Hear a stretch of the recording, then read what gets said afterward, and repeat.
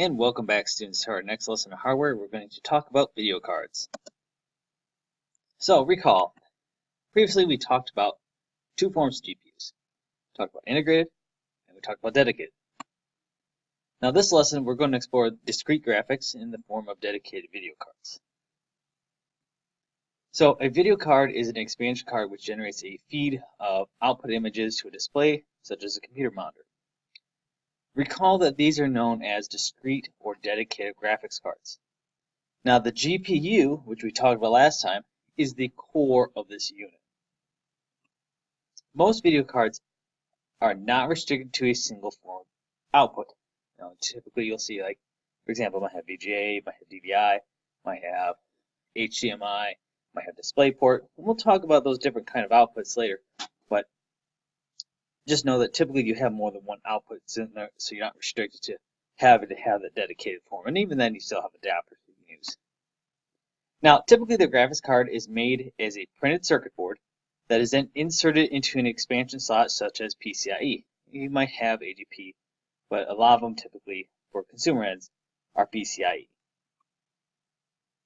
All right, let's talk a little bit about dedicated versus integrated. We did talk about this a little bit last time, but one thing to note is that almost all desktop computers with integrated graphics allow the disabling of the integrated graphics chip. So very often if you have a integrated card and you put a dedicated in, is that you can go and disable that then if you want. Now the main advantage of integrated graphics include things such as cost, compactness, simplicity, and low energy consumption.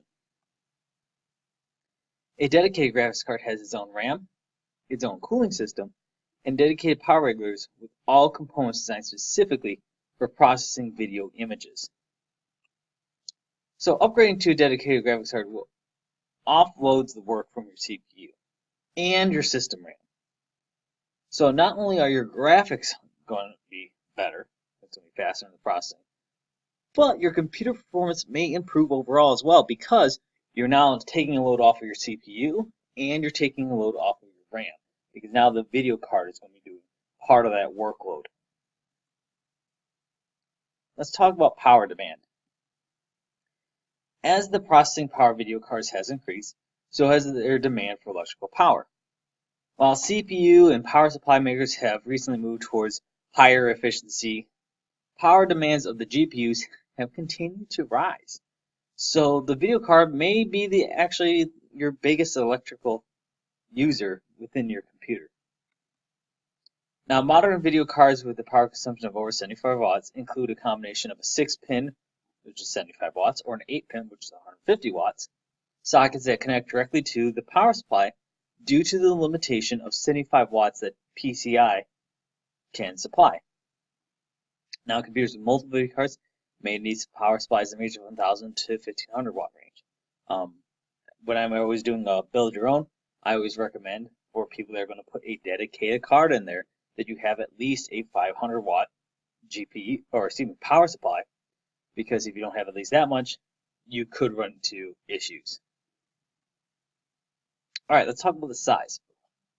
Video cards for desktop computers typically come in one of two sizes, based upon the width of the card. Small cards are what are known as low-profile cards. They take up less than the width of a PCIe slot. The other ones are just normal. Now, the length and the thickness of a card can vary greatly. So if you're doing, for example, a custom build, you want to make sure you're looking at those factors. Don't just say, oh, I just want this upgrade. You want to make sure if you have a smaller form factor case that the card that you're going to get is going to fit within there. So those high-end cards usually will end up occupying like 2 or 3 expansion slots in there, so you have to be careful. Now, size issues can, of course, be fixed with a larger case that comes in sizes such as mid-tower and full tower. We'll talk about that more later on. Multi-card scaling is where you take graphics cards and you can link them together without scaling off of graphics processing across multiple cards. We've kind of mentioned this before. Generally, the cards must be of the same model, though, to be linked. And most low-power cards are not able to do this way. So, like the low-profile cards, they typically aren't as good for that. There's some good, but if it's a low power, so it's a low-end graphics card, typically you're not going to be able to do this. Now, AMD and NVIDIA both have proprietary methods of scaling. AMD uses a technology called Crossfire, and NVIDIA uses SLI. Now, cars from different chipset manufacturers, so there's different companies that make these, even though NVIDIA and AMD are the big guns behind them. The architectures cannot be used for multi-card scaling. So what that means is, for example, you can't take an AMD card and use it with NVIDIA, but you also should really have, for example, if I have a card that's made by Asus or a card that's made by MSI, I should really try to make sure that the card that I'm having for the second card is exactly the same, because otherwise you could run into issues. Now, if a graphics card also has different sizes of memory, so let's say same manufacturer, same chipset, but one has, let's say, 1 gig of memory, the other one has 2 gigs of memory, the lowest value is going to be used. So it's going to go with the 1 gig option, with the higher values being discarded. So really, what you did is you just kind of bottlenecked yourself with 1 gig of memory plus 1 gig of memory is 2 gigs of memory, so you're back to your original card. So always make sure that you're trying to make sure that your memory sizes are matching to fully take advantage of that. And let's talk about the parts of a video card. And this is some of the last things we're going to look at today. So obviously there's the GPU, which I've already talked to pretty much to death. I'm not going to go over it. We know the GPU is the graphical processing unit. The next thing is the heatsink. This helps keep the card cool.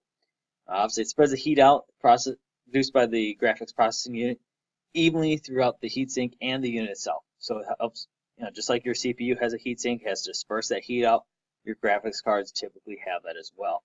Now the heatsink commonly has a fan mounted as well, help cool the heatsink and the graphical processing unit. And then we also have Video BIOS. This is the program for setup and operation of the card. It has information on things like memory timing, operating speeds, and voltages of the graphics processor, RAM, and other details. All right, continuing on with parts, we also have video memory. This is that specialized RAM for the video card. We've talked about this in the past, but when you're looking at this RAM, remember it's different from the RAM that's on your motherboard. And remember I said with the motherboard, when we talked about that with the 64-bit processor, you can take that to a crazy amount of scaling. But typically though with a video card, because it's specialized, right now the ranges are anywhere from about 1 gig all the way up to 12 gigs. Obviously the more video memory you have, the more expensive the card. Now, additionally, the video memory is used for storing data such as a screen image, your Z buffer, which helps manage depth coordinates in 3D graphics, textures, vertex buffers, and compiled shader programs. Then we have output interfaces, which is the connection between the card and the computer display. And we'll talk more about displays when we get to talking about output. Just know that this is where you'll plug in like your HDMI cable or your display port or any of those other kind of cables that you're going to be plugging in from your computer monitor to your tower. And that concludes our notes for today, folks. Until next time.